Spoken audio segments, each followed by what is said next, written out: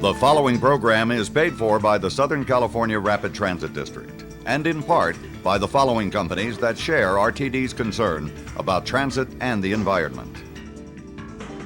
Universal Studios Hollywood, where you'll live the movies. The Gas Company, glad to be of service. And Longo Toyota Lexus, the world's largest dealer. This is the La Brea tar pits. It took millions of years to produce the petroleum-based tar in this bubbling pool, but after only a couple hundred years of the Industrial Revolution, we're facing rapidly diminishing oil supplies and increasing pollution.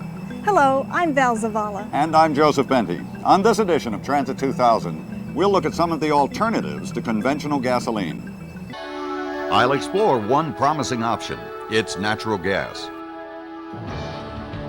Compressed natural gas, or CNG, is already used widely in fleet vehicles. And could there be a CNG car in your future? I'll look at another clean air energy alternative, electricity. More powerful, efficient, and long-lasting batteries are making the dream of an electric car more and more of a reality every day. Alternative fuels are only one way to improve our environment. More efficient highway and rail lines are another.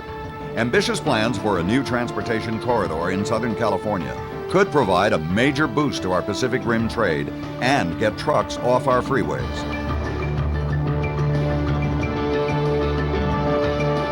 All this and a lot more on Transit 2000.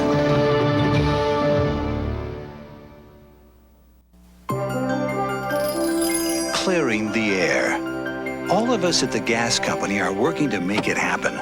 You see, the gas you cook with and heat with is the same natural gas that can drive pollution away. That's because it's the cleanest burning of all conventional fuels. So let's use it wisely. Its abundant supply will help us all down the road. For help and how-tos, call on us, the gas company. Glad to be of service.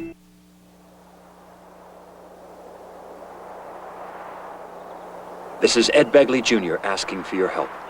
Let's clean up L.A.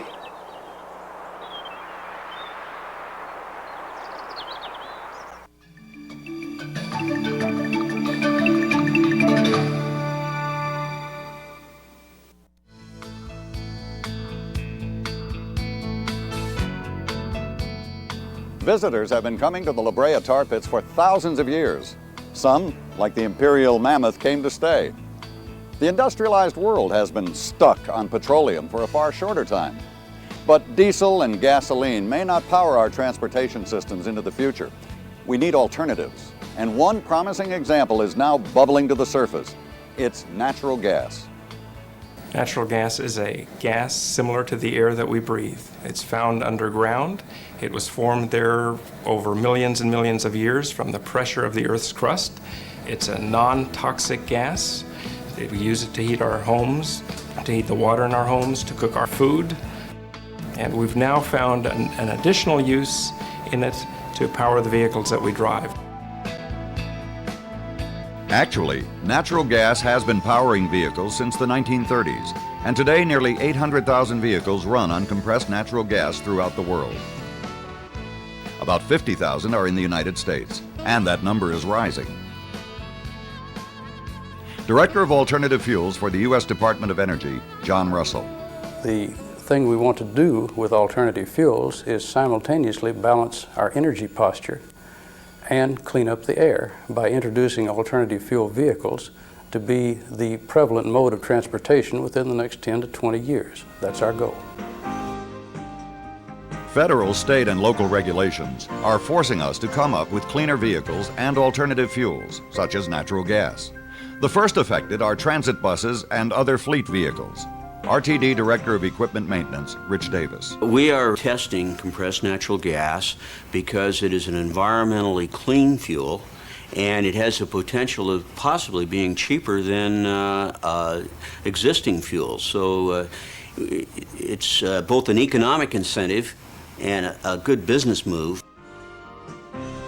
Today, virtually all natural gas vehicles are in fleets. Examples are this diaper service truck, and many rides and vehicles at Disneyland. Some are part of alternative fuel testing programs. But gas suppliers see another market down the road.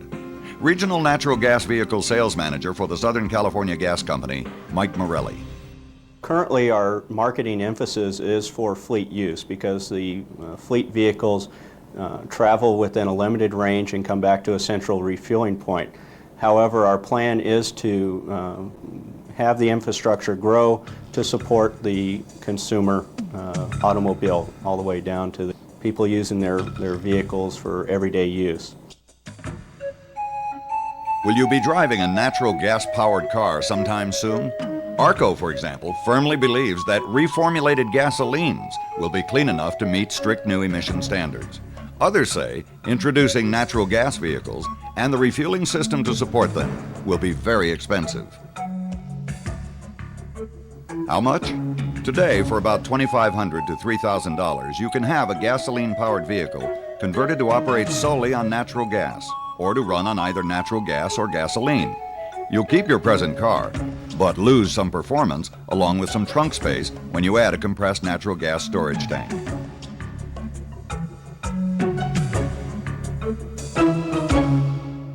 To get full performance and no loss of storage space, you can buy a factory-built natural gas van or pickup. The sticker price is about $3,500 more than a gasoline-powered version, but as an incentive, the gas company will pick up half the extra cost, and the federal government adds a $2,000 tax deduction. Other incentives. Natural gas is currently about 85 cents a gallon, compared to about $1.20 for conventional gasoline.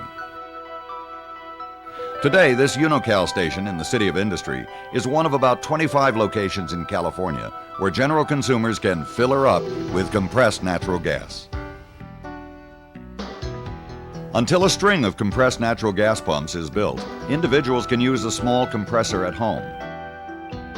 This unit is mainly intended for commercial users. The combined purchase and installation cost is about $4,000, and it takes overnight to fill a tank. Larger compressors, like this one at the Long Beach Gas Department's public station, allow you to refuel a car in just a few minutes.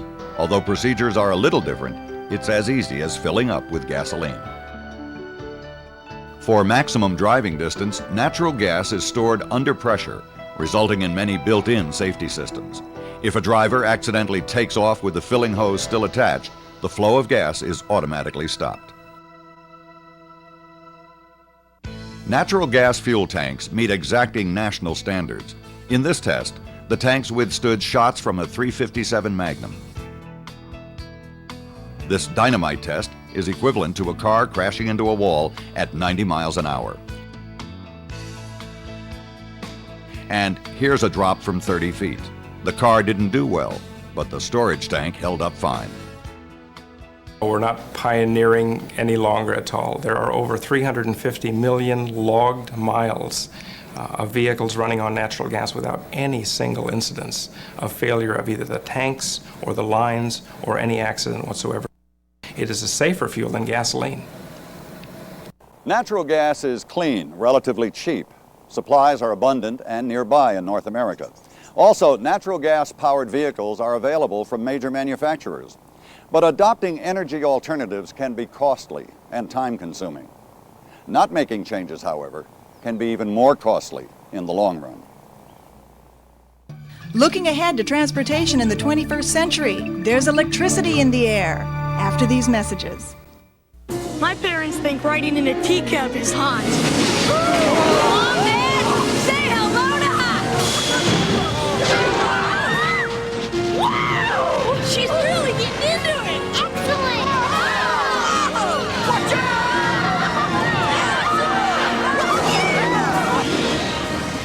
Backdraft, 10,000 degrees of fun, roaring to life at Universal Studios Hollywood. Pretty cool, huh, Dad? Oh, yeah.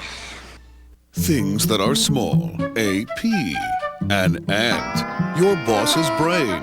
Things that are curvy, a pretzel, a snake, the human body.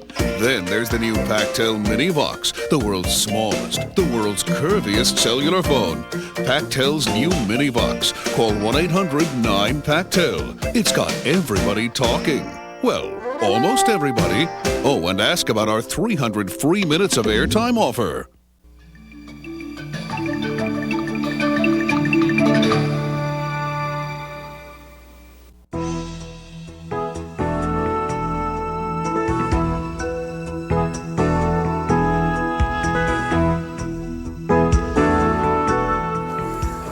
To take a ride into the 21st century. This car is powered by batteries, and it's part of the International Electric Grand Prix, the largest gathering of alternative fuel vehicles ever assembled.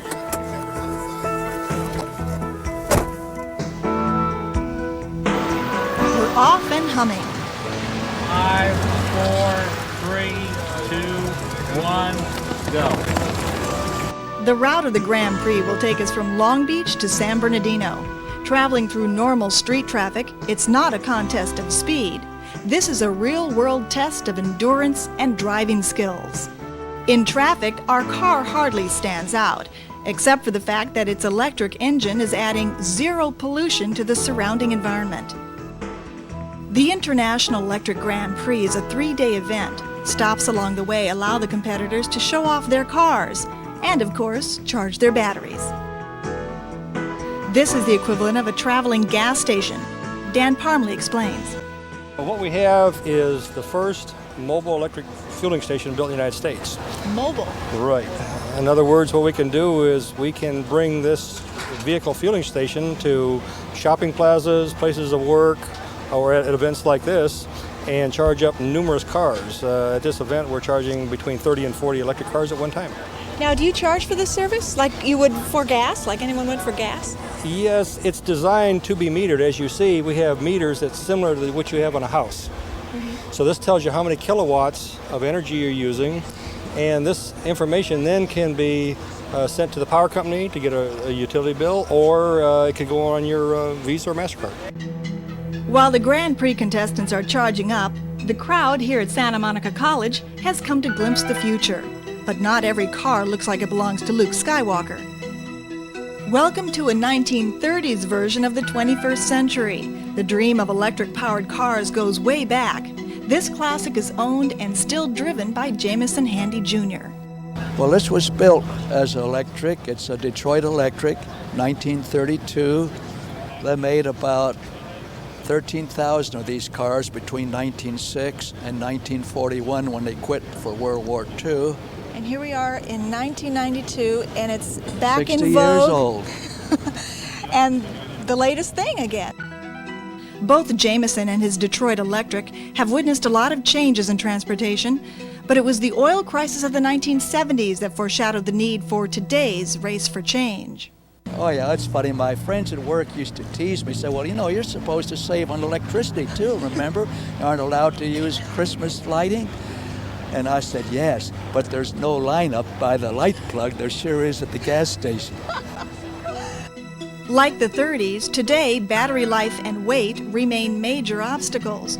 But memories of gas lines and strict new air quality standards are pushing electric technologies faster than ever.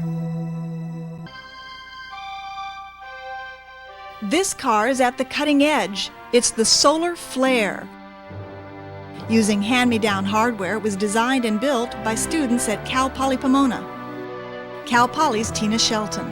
This isn't really designed to be a commuter vehicle and something you'll take to the grocery store. This is like the Formula One cars in racing. It's a way to prove the technology, to improve efficiencies like on batteries and motors and things like that. And the real purpose is the educational experience.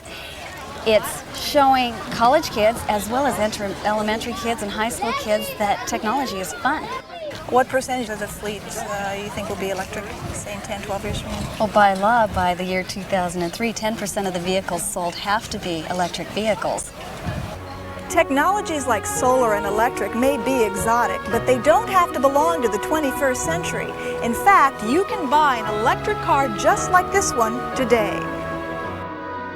Bill Muir is president of a unique car dealership in North Hollywood. Green Motorworks is the first truly car dealership for electric cars. We have a showroom, we have a lot full of cars, some previously owned, some new conversions, some purpose-built electrics, and then we have a service area with 4 bays where we do service on people that already have electrics, and then we convert cars from gas right there on the premises. With purchase prices ranging between $11,000 and $30,000, buying an electric car isn't cheap. Add the uncertainty of new technologies and the lack of readily available recharging stations, the question remains, is all this talk of electric cars premature? Not to Don Bright of Solar Electric Engineering. We have an electric car manufacturing facility in Southern California that will produce more on-road EVs than anyone has ever produced in the past. EVs meaning Electric vehicles, yes. They're a little more expensive initially, but however, at an operating cost of 3 cents per mile, and the fact that there's virtually zero maintenance, there's no tune-ups, spark plugs, oil changes, mufflers, radiators, starters, all the things that can go wrong with your gas-powered vehicle are eliminated with an electric car. So your overall cost is less, and you're doing it with zero pollution, you're saving the world, and you can sleep better at night. Not all transportation experts are so optimistic. Battery technology still has a way to go to compete with the speed, range, and fueling convenience of the internal combustion engine. But electric vehicle enthusiasts are confident an inevitable transportation revolution is just around the corner and coming fast. When this International Electric Grand Prix is over, there'll only be one winner. But transportation experts say we can all be winners if we continue to develop and explore environmentally conscious alternatives to conventional gas-powered cars. From sea to city, plans for a transportation corridor for the 21st century. Next on Transit 2000. Clearing the air. All of us at the gas company are working to make it happen. You see, the gas you cook with and heat with is the same natural gas that can drive pollution away. That's because it's the cleanest burning of all conventional fuels. So let's use it wisely. Its abundant supply will help us all down the road. For help and how-tos, call on us, the gas company. Glad to be of service.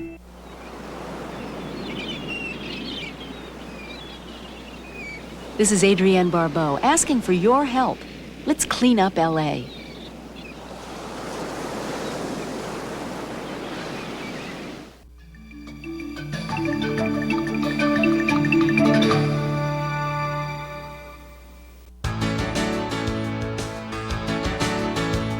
Most people are surprised to learn that America's 2 busiest ports are side by side.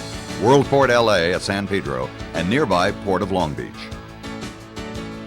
Southern California's sister harbors move 140 million metric tons of cargo every year, and they are a gateway to a region with an economy that's bigger than that of most countries. But the traditional center of this region is downtown Los Angeles, more than 20 miles away from the shoreline. In between is a lot of city, and that means a lot of traffic congestion. Bob Paternoster is Director of Planning and Building for the City of Long Beach. Ports carry traffic. I mean, that's the whole purpose of ports, is to move goods from one place to another. There's no problem out there in the ocean. There's plenty of capacity in the ocean to bring the boats in and out. There's some problem on the land of having enough land to actually transfer the goods. But the main problem is once you get the goods onto the land, how do you get them to their point of destination?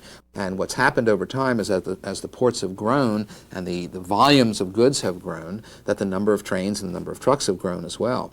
And it's going to come to the point, unless we do something, that the communities through which these trains and these trucks go are going to say, stop.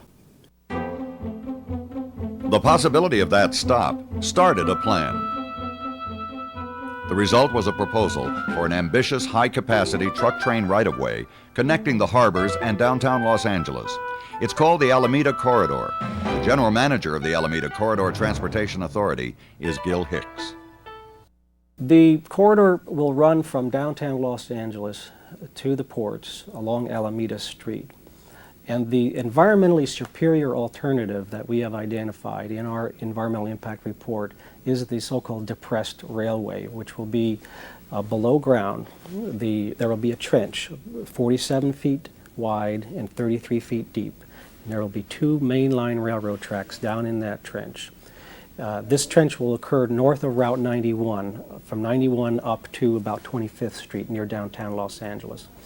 In addition, the highway of Alameda Street itself will be widened from 4 to 6 lanes to accommodate additional traffic. It's an ambitious project that could take 10 years to complete and cost between $1.3 and $2 billion. Most of the money will come from federal and state funds and from the ports themselves. Is the Alameda Corridor worth it? Deputy Executive Director for Development of Worldport LA is Dwayne Lee. The infrastructure cost, the transportation network cost, it just makes it prohibitive to consider the possibility of building a port somewhere today where one does not exist. So the ports we have in this country are the ones we're going to have into the next century. That's not going to change. However, as we look at movement of goods in the international arena, everything we see, all the forecasts, all the people we talk to, all the trends indicate that more and more cargo, more and more commodities, more and more goods are going to move on the international waters back and forth between countries as various economic trends and shifts occur and those demands are adjusted to. Consequently, that means that a fixed number of ports are going to continue to see growing demands to be able to handle that cargo. We have got to be able to increase the capacity of the ports to process and handle that cargo and move it out of the port into the local economy. If we don't, then that in effect can become the limiting factor on the economic growth potential of a region, of a country, of a nation. Despite the anticipated need, there's still a lot of planning left to do. For example, what's going to happen when Alameda Corridor traffic arrives downtown? One idea is to ease traffic flow by creating a hierarchy of existing streets, each emphasizing one class of transportation over another. The principal transportation engineer for LA's Department of Transportation, Alan Rifkin. What we're hoping to do is to develop Alameda Street as a highway that's compatible with the amount of traffic that's coming from this Alameda Corridor. So as development occurs along Alameda Street in the downtown area, we hope to widen Alameda Street as much as possible, and that becomes the primary route through downtown for the trucks. To protect the interest of local communities, a joint powers authority made up of cities along the route and other governmental representatives was formed. Getting everyone to work together hasn't been easy, but even with inevitable neighborhood disruptions, proponents say there are strong incentives for moving ahead with an Alameda Corridor. If a container comes into the port and it needs to get put on a train to go to Chicago or Memphis or Houston, today it almost has to be trucked to downtown Los Angeles to be loaded on that train. Once the corridor is in place, then we'll be able to put that container on the train in the port, and we eliminate a 26-mile one-way trip by a truck to move one container. That sort of decrease in the number of truck trips that will be necessary to make this transfer from ship to train will be a substantial savings in terms of air emissions and an improvement in air quality. The people of California will benefit in terms of the environmental cleanup that is associated with this. We will have less pollution, less noise, less impacts in residential areas. And another major benefit is jobs. This is a recession period. This project will create up to 9,000 construction jobs.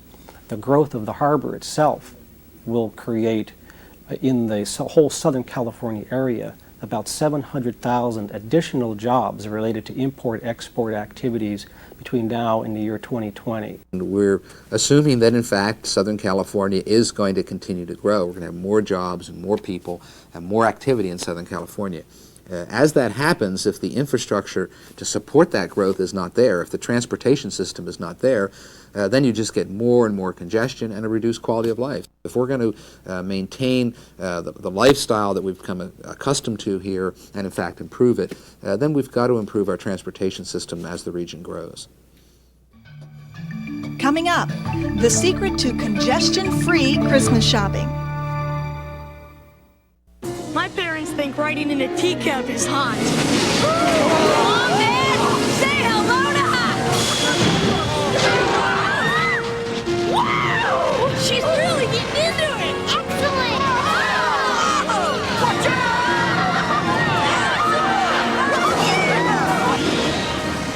Backdraft, 10,000 degrees of fun, roaring to life at Universal Studios Hollywood. Pretty cool, huh, Dad? Oh, yeah.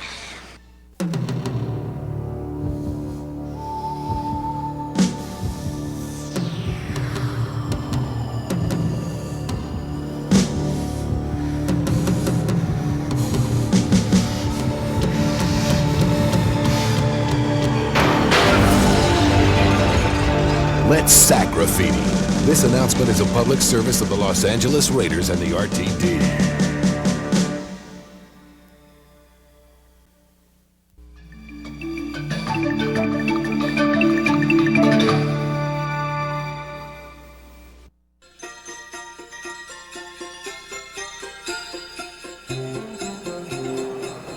You know, Joseph, it seems like Christmas gets here earlier every year. And with it, the holiday spirit, good cheer, and traffic jams. Oh, spoken like a true Grinch.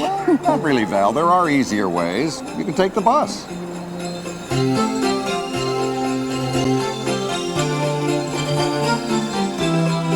Whether you're headed downtown to the 7th Street Market, or Koreatown Plaza, the Crenshaw Shopping Center, or here at the Beverly Center, there's a convenient RTD bus line. And with the bus, you don't have to be Rudolph the Red-Nosed Reindeer to find your way there and back.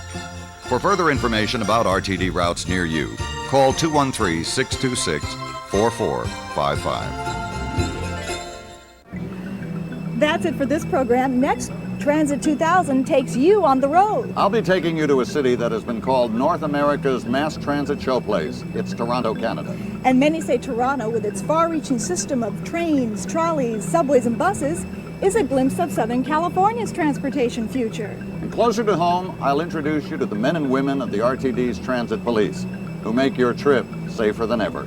That and a lot more next time on Transit 2000. See you then. Bye-bye.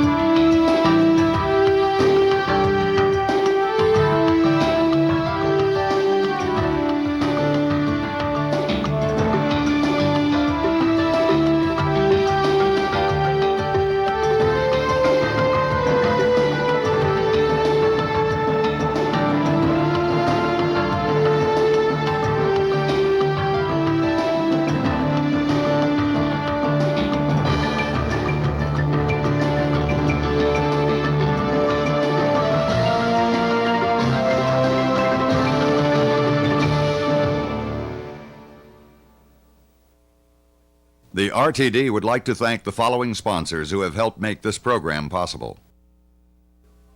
Universal Studios Hollywood, where you'll live the movies. The Gas Company, glad to be of service. And Longo Toyota Lexus, the world's largest dealer. The preceding program was paid for by the Southern California Rapid Transit District.